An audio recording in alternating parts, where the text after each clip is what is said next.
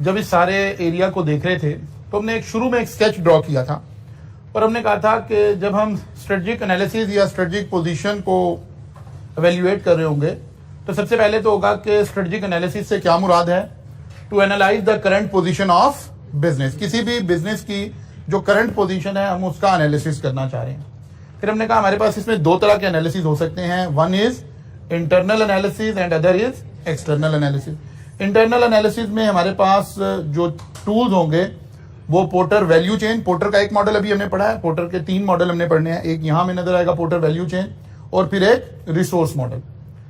External environment के अंदर हमने एनवायरमेंटल एनालिसिस जो कि हम कर चुके हैं, ठीक है। फिर जब हम एनवायरमेंटल एनालिसिस कर रहे होते हैं तो सम टाइम हम इंडस्ट्री का कर रहे होते हैं और सम टाइम हम किसी स्पेसिफिक इंडस्ट्री का कर रहे हैं, तो पोर्टर 5 फोर्सेस, या हमारे पास दूसरी ऑप्शन लाइफ साइकिल, क्योंकि लाइफ साइकिल में भी हम उस स्पेसिफिक इंडस्ट्री की बात कर रहे होते हैं। पोर्टर ने भी अपनी 5 फोर्सेस उस स्पेसिफिक इंडस्ट्री से रिलेटेड बात की। लेकिन दूसरा है हम मैक्रो एनालिसिस कर रहे हो, सिर्फ उस इंडस्ट्री का ना कर रहे हो बल्कि उस कंट्री या उस रीजन का कर रहे हो, ओवरऑल कर रहे हो, तो फिर हमारे पास पेस्टल एनालिसिस ऑप्शन हो सकती है या एक पोर्टर्स नेशनल डायमंड मॉडल। ये में ऐसे हमारे पोर्टर के 3 मॉडल हमने स्टडी करने हैं। पोर्टर ऐसे अपने मॉडल्स ही की वजह से मशहूर है, उन्होंने मेरा ख्याल है कोई 20 से ज्यादा मॉडल्स जो होंगे वो पोर्टर्स के मैनेजमेंट साइंसेज में हमें नजर आते हैं। अब एग्जामिनर हमारे से 2 तरह से सवाल करता है। समटाइम वो आपको सिचुएशन देखकर क्लियरली बताता है कि इंटरनल एनालिसिस करें, तो हम इंटरनल एनालिसिस के टूल लगा रहे होंगे। समटाइम एग्जामिनर हमें सवाल देकर क्लियरली बताता है कि पोर्टर 5 फोर्सेस लगाएं और एनालिसिस भी कौन सा करें, एक्सटर्नल एनालिसिस करें। तो हमें क्लियरली पता होता है कि हमने क्या एनालिसिस करना है और क्या हो रहा है, ठीक है ना। तो इस सारी सिचुएशन के अंदर हमें पता चल रहा है या ये एनालिसिस करवाया जा रहा है या ये एनालिसिस करवाया जा रहा है। लेकिन सम टाइम एग्जामिनर क्या करता है, हमें इनमें से कोई बात नहीं बताता और हमें कहता है कि आप स्ट्रेटजिक पोजीशन बताएं। अब स्ट्रेटजिक पोजीशन तो इंटरनल अलग है, एक्सटर्नल अलग है। अब उसने ये बात नहीं बताई बल्कि उसने कहा कि आप इस कंपनी की स्ट्रेटजिक पोजीशन पे बात करें। अब ये मॉडल लगाएं या वो मॉडल लगाएं, तो फिर इसके दरमियान में एक मॉडल हम लगाते हैं विच इज कॉल्ड स्वॉट एनालिसिस, ठीक है, जो क्या कर रहा होता है, इंटरनल और एक्सटर्नल दोनों एनालिसिस को कंबाइन कर रहा होता है और हम वहां से एक स्वॉट एनालिसिस परफॉर्म करते हैं। जी जी हाँ, ये अगर हम एग्जामिनेशन के हवाले से पूछ रहे हैं तो ऐसा सवाल नहीं आएगा, क्योंकि एग्जामिनेशन में हमारा जो हाईएस्ट मार्क्स का सवाल है that is around 5 to 6 marks होंगे, तो हमें स्पेसिफिक करके बात करेगा, कोई एक बात हमारे से करवा रहा होगा। लेकिन रियल लाइफ में ऑब्वियसली हम मल्टीपल काम कर रहे होंगे, क्योंकि अब कोई 10 मार्क्स 15 मार्क्स का तो सवाल नहीं आ सकता एग्जाम में। अच्छा जी, तो व्हाट इज स्वॉट एनालिसिस? स्वॉट एनालिसिस असल में हम कहते किसको हैं और हम इस एनालिसिस में हम क्या परफॉर्म करने जा रहे हैं। हम कहते हैं जी सबसे पहले तो हम एनालाइजिंग स्ट्रेटजिक पोजीशन, किसी इदारे की अगर हमें स्ट्रेटजिक पोजीशन मालूम करनी है तो उसके लिए हम स्वॉट एनालिसिस कर रहे हैं। Second, identify factor that might affect business strategy, यानी एनवायरमेंट के अंदर वो कौन से फैक्टर हैं जो हमारी बिजनेस स्ट्रेटजी को अफेक्ट कर सकते हैं। तीसरी बात, अंडरस्टैंडिंग कंपेटिटिव पोजीशन। चौथी बात, डेवलपमेंट ऑफ कंपेटिटिव एडवांटेज। असल में ये 4 बेनिफिट हम उठाना चाह रहे हैं किसकी मदद से, स्वॉट एनालिसिस की मदद से। नाउ कंपेटिटिव पोजीशन हमें पहले पता है, हमने पहले भी इसको एक्सप्लेन किया। Company's ability to generate return in comparison to those generated by its competitor. हमारी कंपनी क्या रिटर्न कमा सकेगी और जो कंपेटिटर है वो इसमें क्या रिटर्न कमा सकता है। ये टोटल एजेंडा है स्वॉट एनालिसिस का।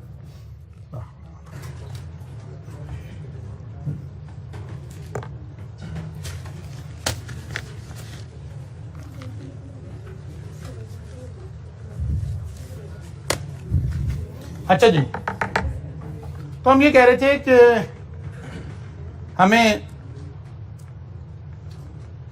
स्वॉट एनालिसिस के अंदर ये चीजें देखनी है। अब हम कह रहे हैं अच्छा स्वॉट एनालिसिस होता क्या है, हमें एक एक लाइन कहीं रिक्वायर्ड होगी कि स्ट्रेंथ से क्या मुराद है। स्ट्रेंथ से है characteristics of the business that give it advantage over it's competitor. हमारी जब हम किसी कंपनी की स्ट्रेंथ देख रहे हैं, किसी इदारे की स्ट्रेंथ देख रहे हैं, तो ऑब्वियसली उस वक्त हम वो कैरेक्टरिस्टिक्स देख रहे हैं जो इसके कंपेटिटर से इसको मुमताज बना रहे हैं, इसमें एडवांटेज दे रहे हैं, इसको बेनिफिट पहुंचा सकते हैं इन टर्म्स ऑफ बिजनेस। और जब हम वीकनेसेस की बात कर रहे हैं तो characteristics of the business that put it at disadvantage relative to competitor, वो कौन से ऐसे फैक्टर हैं जिसकी वजह से ये इदारा डिसएडवांटेज में जाएगा, यानी एक्चुअली वो इसके कंपेटिटर की स्ट्रेंथ है जो कि हमारी वीकनेस बन जाएगी। अपॉर्चुनिटी से मुराद क्या है? Elements in the company's external environment that allow it to formulate and implement strategies to improve performance.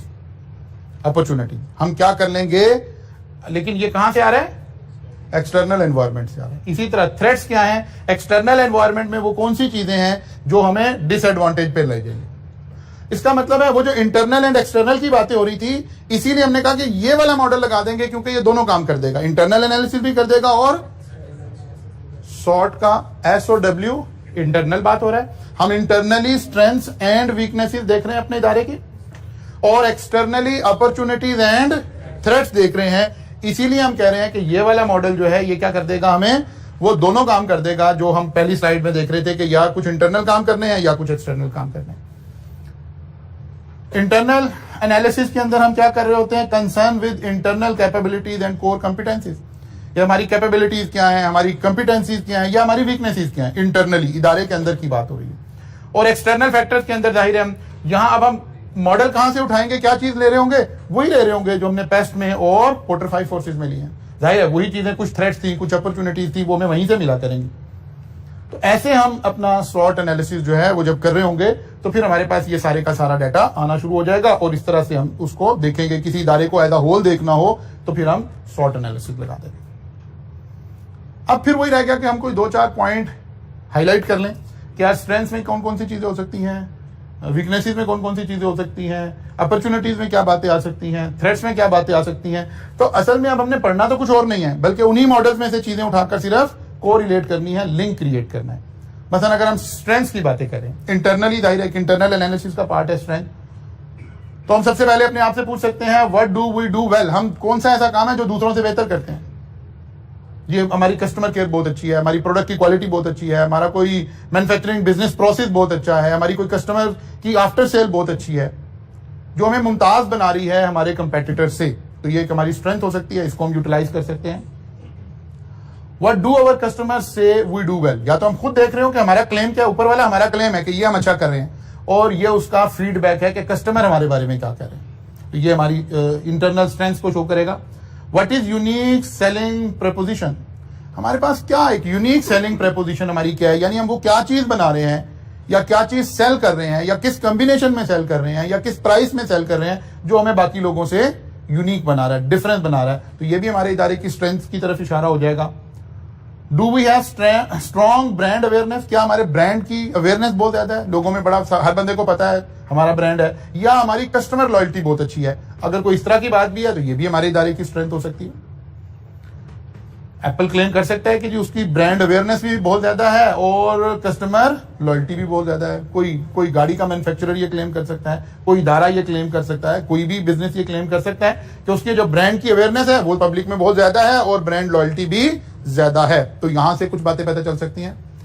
Supplier distributor influence relationship, वो कहते हैं हमारे रिलेशन जो सप्लायर के साथ हैं या डिस्ट्रीब्यूटर के साथ हैं वो बड़े जबरदस्त हैं। अगर हमें कभी इन्फ्लुएंस करना पड़ जाए तो वी कैन इन्फ्लुएंस दैम, यानी कोई ऐसे सर्कमस्टांसेस क्रिएट हो जाए कि कोई चीज शॉर्ट हो जाए तो क्या हाँ दुनिया के लिए शॉर्ट हो जाएंगे, हमें सप्लायर प्रोवाइड करता रहेगा, कोई प्रॉब्लम नहीं है। तो हमारी ये स्ट्रेंथ कहला रही होगी। व्हाट प्रोप्राइटरी और unique asset do we have, क्या कोई ऐसे प्रोप्राइटरी यानी कोई ऐसे राइट्स आपके पास अवेलेबल हैं जो आपके पास अवेलेबल हैं और किसी और के पास अवेलेबल नहीं है, तो ये भी आपकी स्ट्रेंथ हो सकती है। या कोई कॉपीराइट्स ऐसे हैं या कोई लाइसेंसेस ऐसे हैं या कोई और ऐसी चीजें आपके पास हैं या कोई एसेट्स आपके पास ऐसे हैं। मतलब जब ये टेक्सटाइल की कंपनी आना शुरू हुई और टेक्सटाइल इंडस्ट्री के अंदर रेवोल्यूशन जब आ रहा था तो उस वक्त मशीनरी के साथ टेक्सटाइल की क्वालिटी अटैच थी। तो वो इदारे जो मशीनरी में लीड कर रहे थे, जिन्होंने पहले मशीनरी बनवा ली थी, उसको अपनी स्ट्रेंथ कहते थे कि हमारे पास ये वाली मशीनरी अवेलेबल है जिसकी वजह से हमारी ये स्ट्रेंथ है, कंपेटिटर के पास ये मशीनरी अवेलेबल नहीं होगी, वो ये चीज बना ही नहीं सकेगा जो फिलहाल हम बना सकते हैं, उनकी कैपेबिलिटीज ही ये नहीं है जो काम हम कर सकते हैं। जी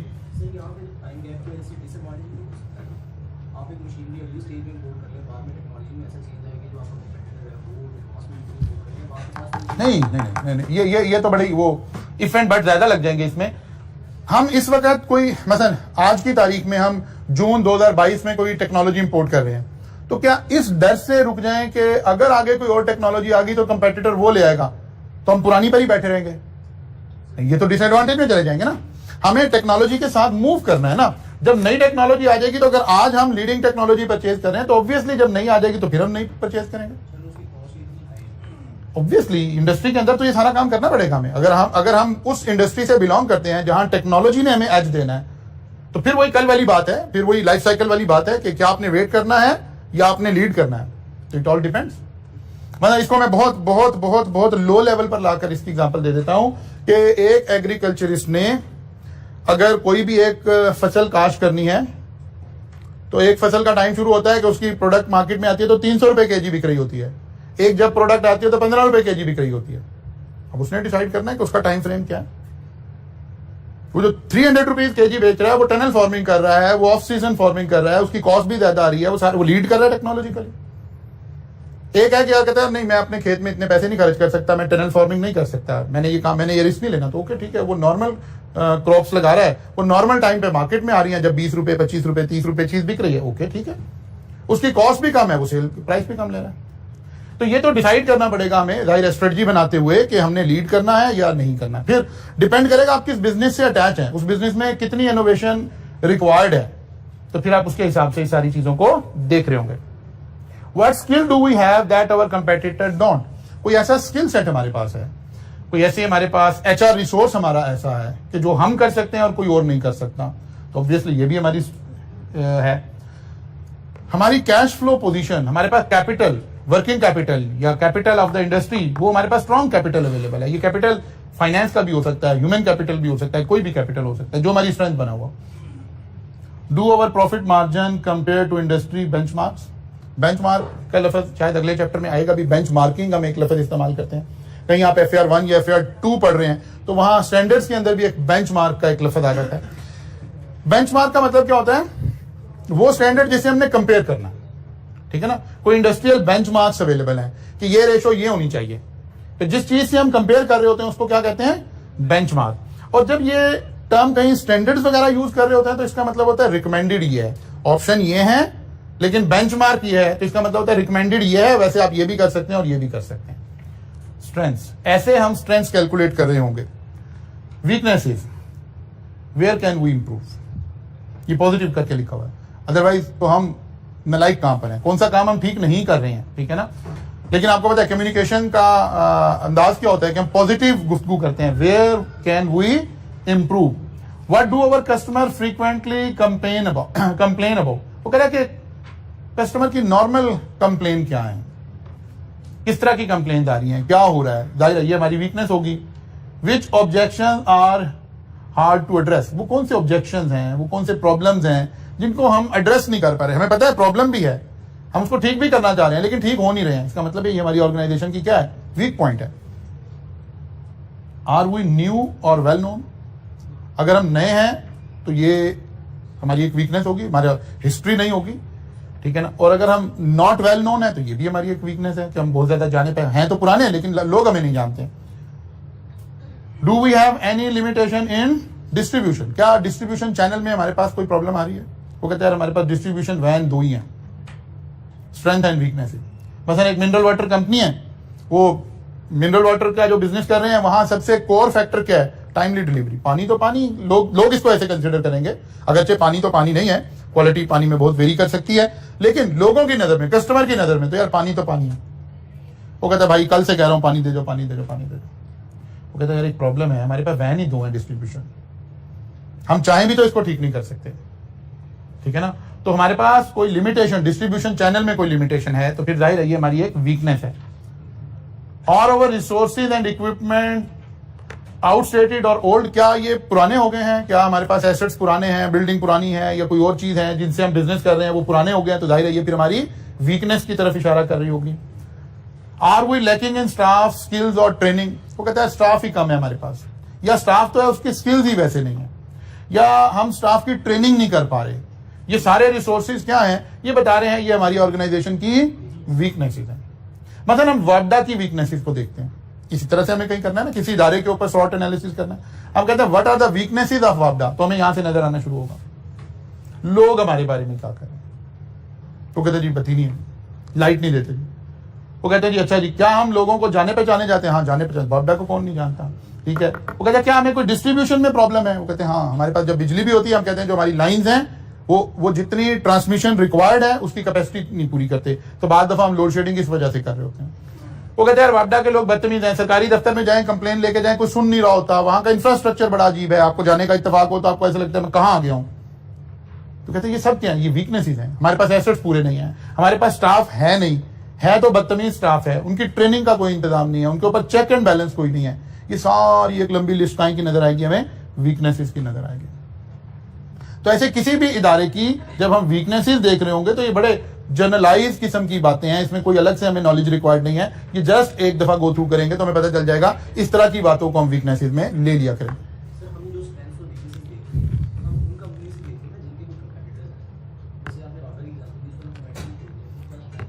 नहीं, जरूरी नहीं है कि कंपैरिजन में ही कोई चीज हो ना, कुछ स्टैंडर्ड तो हमारे बने हुए होंगे ना।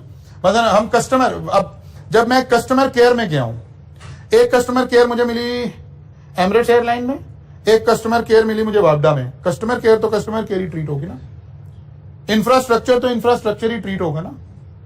हाँ ठीक है, ये बात बड़ी अच्छी है कि सम टाइम बेंचमार्क अवेलेबल होगा, नहीं होगा, इंडस्ट्रियल बेंचमार्क नहीं अवेलेबल होगा, जैसे हमारी कंट्री में वापडा का इंडस्ट्रियल बेंचमार्क नहीं है।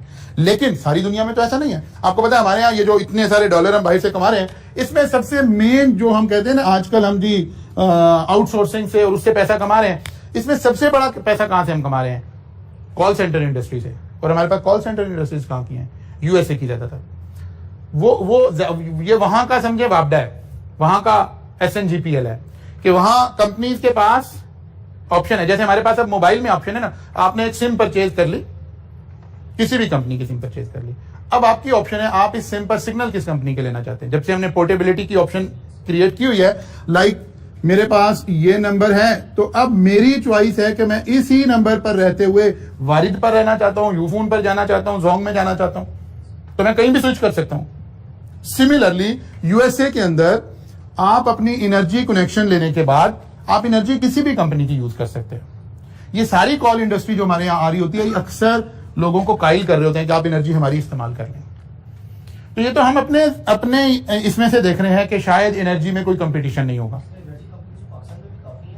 नहीं, हमारे अभी असल में हम शुरू में अब ये बातें हम उधर पढ़ानी शुरू की, आई थे अपने आपको PRC के अंदर इंडस्ट्रियल नॉलेज, तो वापडा का नॉलेज हमारे यहाँ, यानी एनर्जी सेक्टर का नॉलेज। हमारा एनर्जी सेक्टर डिजाइंड ऐसे है कि अल्टीमेटली मोनोपोली है। मैं जहां रह रहा हूं मेरे पास ये ऑप्शन नहीं है कि मैं वापडा के अलावा इलेक्ट्रिसिटी किसी और से परचेज कर सकूं। जितना कुछ भी हमने किया है वापडा का, हो सकता है हमने लाहौर को अलग कर दिया हो, मुल्तान को अलग कर दिया हो, कराची को अलग कर दिया हो, लेकिन एज अ कस्टमर मेरे पास अभी ऑप्शन नहीं है। डिस्ट्रीब्यूटर की मोनोपोली है, ठीक है ना। वासा में मेरे पास ऑप्शन नहीं है, ठीक है। नहीं, सोलर पैनल तो चले एक एक्सटर्नल आ गया ना, मैं किसी से परचेज करूं। सोलर पैनल तो मैंने अपनी पावर खुद जनरेट करनी है ना। मैं कहता हूं बाहर आपके इलाके में इंटरनेट की केबल वाले 5 लोग हैं, आप कहते हो यार फलां बंदे से ले लेता हूं। टीवी की केबल वाले 10 लोग हैं, आप कहते हो फलां बंदे की केबल अच्छी है। ऐसे ही एनर्जी वाले 10 लोग बाहर नहीं है, एक ही है वापडा। गैस वाले 10 लोग बाहर नहीं है, वासा वाले 10 लोग बाहर नहीं है, एक सिंगल पर्सन है जो आपको सर्विस प्रोवाइड करेगा, मोनोपोली।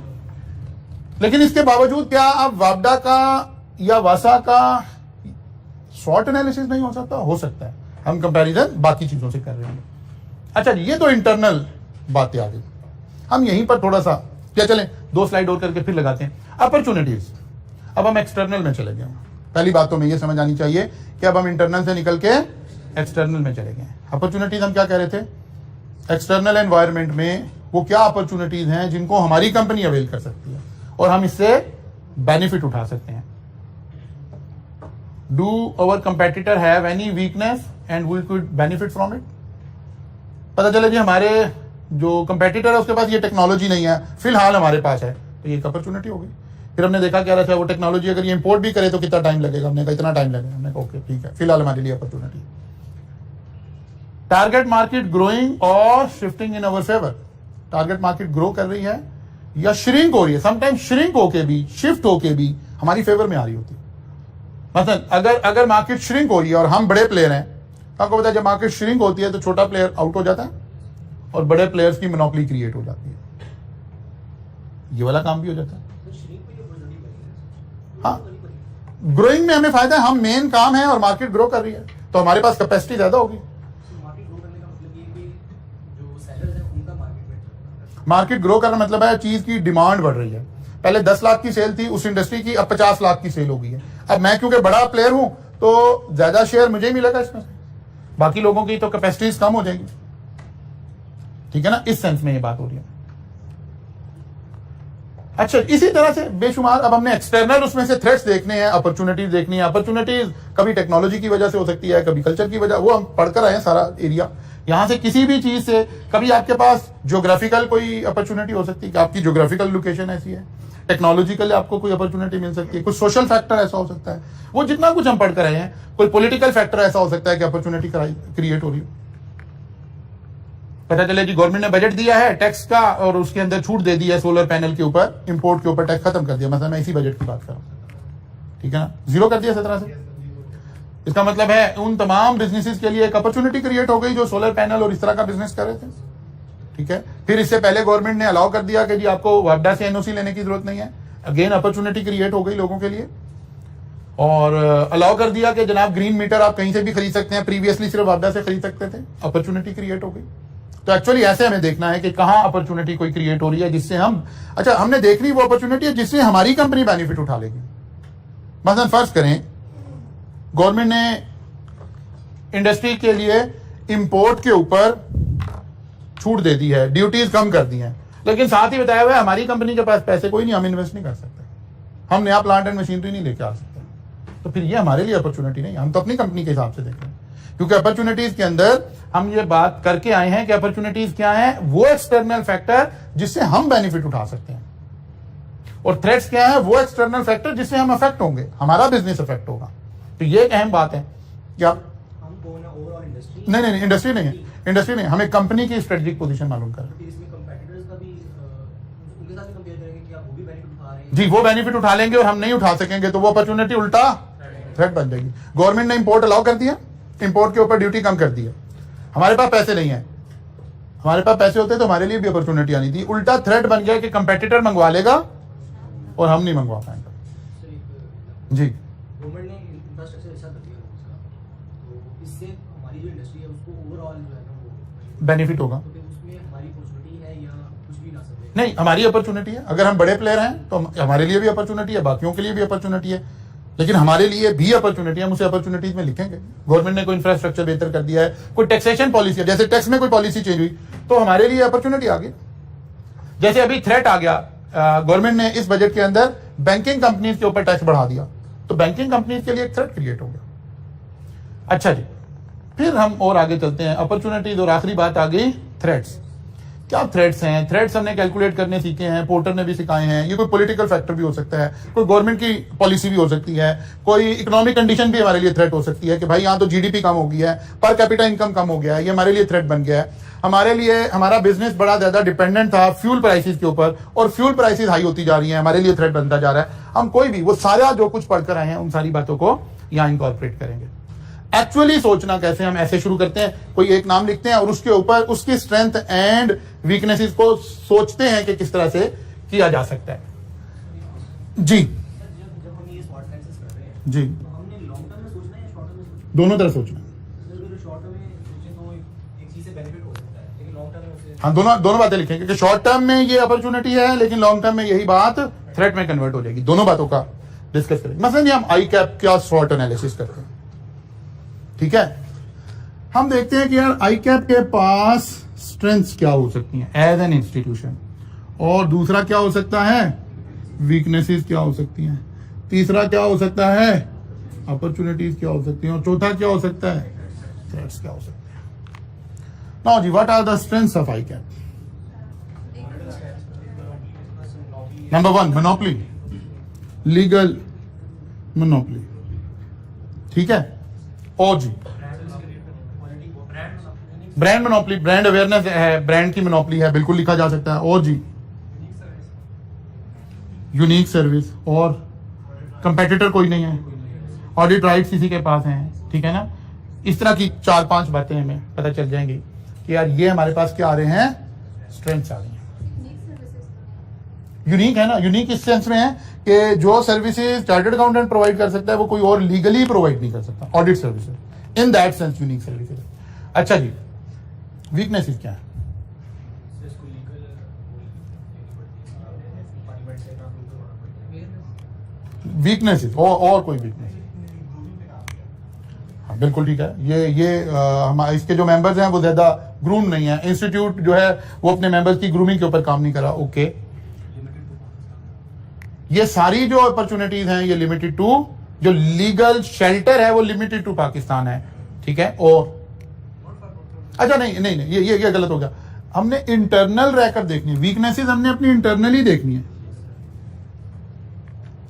इंटरनली वीकनेसेस देखनी है।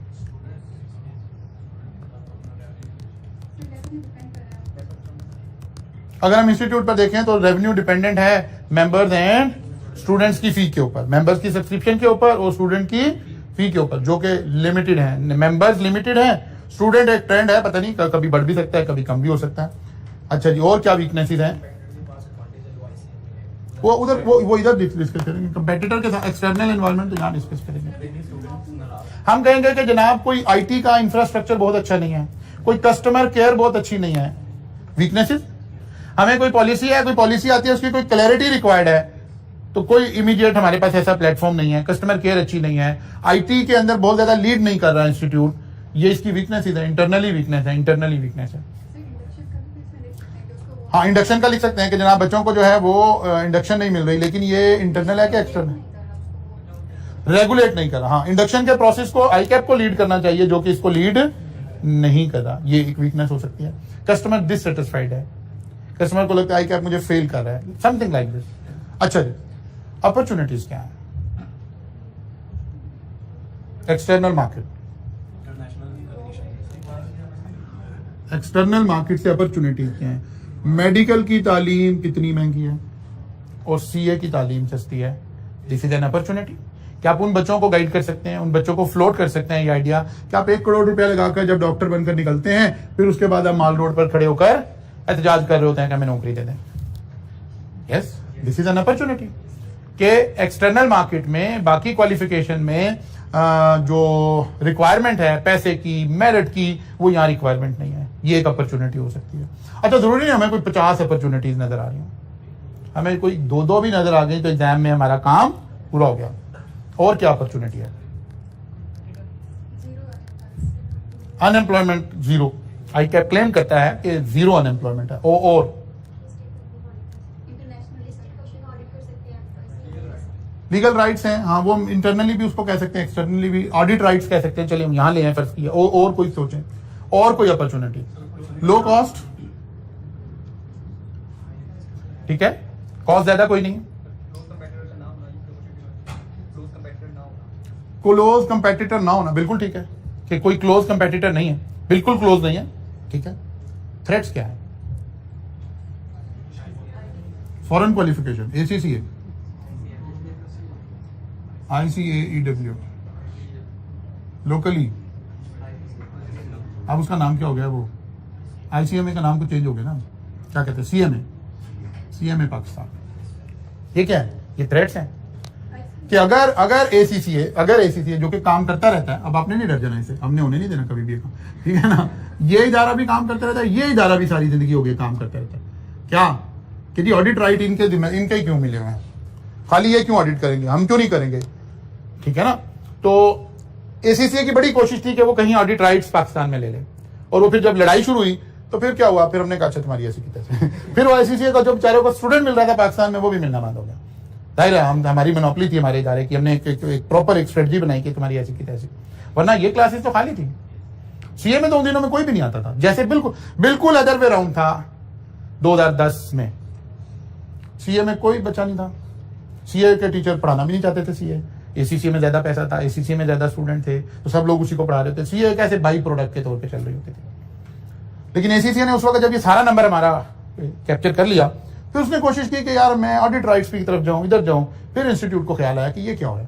फिर इंस्टीट्यूट ने 2-3 मेजर्स लिए। सबसे पहले उसने पाबंदी लगाई कि जो हम तो जाहिर है आईकैप के मेंबर है, हम तो आईकैप की रेगुलेशन को फॉलो करेंगे, अपने पेरेंट इदारे को पहले फॉलो करेंगे। उन्होंने हमें इंटरनली एक सर्कुलर जारी कर दिया कि आपने किसी ACCA के बच्चे को आर्टिकलशिप नहीं देनी, आ जाओ। ठीक है ना। फिर 2 साल लगे, 2 साल के अंदर एसीसीए बिल्कुल वहां चला गया जहां आ जाए। एसीसीए में बच्चा ना होने के बराबर है, सारा बच्चा इस वक्त सीए में चला गया है, ठीक है ना। लेकिन ये थ्रेट मौजूद है, ये थ्रेट सीएम में पाकिस्तान की तरफ से भी आता रहता है कि हमें राइट्स दिए जाएं, हमें राइट्स दिए जाएं, ठीक है ना। एक बात हो गई। और क्या हो सकता है, और थ्रेट हमें क्या है, और हमें जो अकाउंटिंग की क्वालिफिकेशन है, अकाउंटिंग एंड फाइनेंस की, लम्स की, आईबीए कराची की, जो गुड यूनिवर्सिटीज हैं, उनकी जो अकाउंटिंग एंड फाइनेंस की क्वालिफिकेशंस हैं वो भी सम टाइम हमें हिट कर रही हैं।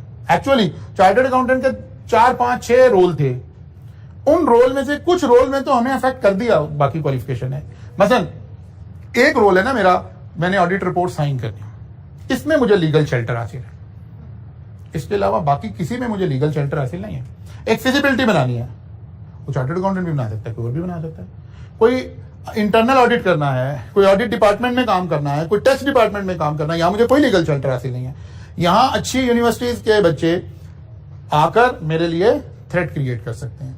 हाँ, अभी हम बचे हुए क्यों हैं, हम बचे हुए हैं अपनी आर्टिकलशिप की वजह से। हमारे मेंबर के पास 3, 3.5 साल का रियल लाइफ का एक्सपीरियंस होता है, जिसकी वजह से वो डे फर्स्ट पर जाकर एम्प्लॉयर के लिए उतना ही बेहतर होता है जितना उसने बाद में एक्सपीरियंस के साथ होना था। लेकिन लम्स के लड़के में ये क्वालिटी नहीं होती है, आईबीए के लड़के में ये क्वालिटी नहीं होती है, जिसने हमें अभी बचाया हुआ है। आर्टिफिशियल इंटेलिजेंस एक बहुत बड़ा थ्रेट हो सकता है। अब हम ऐसे कहने के लिए लिख देंगे, इसको हम यहाँ डिबेट नहीं करें कि थ्रेट है कि नहीं है, क्योंकि मैं जाती तौर पे समझता हूँ बिल्कुल कोई थ्रेट नहीं है। लेकिन एग्जाम के लिए हम बड़ा अच्छी बात है कि आर्टिफिशियल इंटेलिजेंस एक थ्रेट हो सकता है। नहीं, हमारी इंडस्ट्री के लिए भी, हमारे लिए भी एज अ होल भी, ठीक है ना। हम क्योंकि इस वक्त आईकैप को डिस्कस कर रहे हैं, अब ऐसे ही आप कोई और इदारा उठा लेंगे, मसलन कोई एक अब आईकैप की जगह पे आप समझ लें अब एजुकेशन से निकल जाते हैं, किसी और सेक्टर में चले जाते हैं। हम किया कंपनी की बात कर लेते हैं, किसी ऑटोमोबाइल मैन्युफैक्चरर की बात कर लेते हैं कि भाई क्या स्ट्रेंथ्स हैं। स्ट्रेंथ्स हमने देखना है कि इंटरनली क्या है, ठीक है। तो हम कह रहे होंगे कि यार एक कोरियन लीडिंग ब्रांड, फलां चीज, ये मैन्युफैक्चरिंग क्वालिटी, ये क्वालिटी, इंटरनेशनल रैंकिंग, ये इंटरनल स्ट्रेंथ आ जाएंगे, ठीक है ना। वीकनेसेस के ऊपर फिर हम बात करेंगे कि यार हम इलेक्ट्रिक कार्स नहीं बना रहे हैं, फलां नहीं बना रहे हैं, ये हमारे पास इंटरनल हमारी वीकनेस है। फिर ऐसे ही अपॉर्चुनिटीज क्या हैं कि अभी हमने दुनिया की कुछ मार्केट्स कैप्चर की हुई हैं, इससे ज्यादा फलां जगह पे जा सकते हैं, फलां जगह पे जा सकते हैं, ये है। थ्रेट्स क्या हो सकते हैं, वही इलेक्ट्रिक कार्स हमारे लिए थ्रेट हैं, फ्यूल प्राइस हमारे लिए, बाकी चीजें हमारे लिए थ्रेट हैं, ठीक है ना। एक थ्योरी ये कहती है कि आज से 10 साल के बाद ये सब गाड़ियां शाड़ियां जो इस वक्त हमारे पास हैं, इनकी वैल्यू 0 हो जाएगी, बिल्कुल इनकी 0 हो जाएगी वैल्यू, इनके खरीदार कोई नहीं बचेंगे। एक थ्योरी ये कहती है कि after just with in 10 year ये जो पेट्रोल से चलने वाली गाड़ियां, इनकी प्राइस 0 हो जाएगी, ये कोई नहीं खरीदार होगा, रिडेंडेंट हो जाएंगी, बेकार हो जाएंगी, क्योंकि फ्यूल प्राइसेस जो है वो ऊपर चली जाएंगी एक मरतबा, और टेक्नोलॉजी स्विच कर जाएगी, ऑल्टरनेट एनर्जी रिसोर्सेज के ऊपर हम चले जाएंगे। और फिर उसके बाद अगली थ्योरी ये कहती है कि फिर फ्यूल एक वक्त आएगा कि बिल्कुल बेकार प्रोडक्ट बन जाएगी। जब टेक्नोलॉजी स्विच कर जाएगी तो फिर फ्यूल का कोई खरीदार नहीं होगा, और ये जो फ्यूल बेस्ड इकोनॉमीज है दुनिया की, ये सब कोलैप्स कर जाएगी, और इनको अपना सर्वाइवल खतरे में पड़ जाएगा अगर ये अपनी इस वक्त हैजिंग नहीं करेंगे, अपने आप को स्विच नहीं करेंगे। तो फ्यूल जो है वो एक ट्रेडेबल कमोडिटी नहीं रहेगी। एक ये थ्योरी है, गलत सही अल्लाह जानता है, लेकिन वो कहते हैं कि अगले 10 सालों में ये एक चेंज आएगी, फ्यूल जो है, फ्यूल बेस्ड इकोनॉमी सारी कोलैप्स कर जाएंगी, फ्यूल बेस्ड प्रोडक्ट सारी खत्म हो जाएंगी, क्योंकि टेक्नोलॉजिकल चेंज ऐसी आ जाएगी कि फ्यूल जो है वो वायबल नहीं रहेगा इस्तेमाल करना। तो खैर एनी हो, इस तरह से हम स्ट्रेंथ एंड वीकनेसेस का एनालिसिस कर रहे होंगे आपके। वैसे टेक्निकली इस टॉपिक को चैप्टर 8 में होना चाहिए था, लेकिन आपकी किताब ने इसे चैप्टर 7 में डिस्कस किया है, इसीलिए हमने इसको चैप्टर 7 में डिस्कस किया। जी सॉरी जी, कर सकते हैं। देखिए ना, हमने लिखा ये बात, तो यहां हमने लिखी कि जब आप ये वाला एनालिसिस कर रहे होंगे तो उस वक्त पेस्टल एनालिसिस, पोर्टर 5 फोर्सेस से ही हम अपॉर्चुनिटीज एंड थ्रेट्स कैलकुलेट कर रहे होंगे। यहां लिखी बात हमने इसीलिए। जी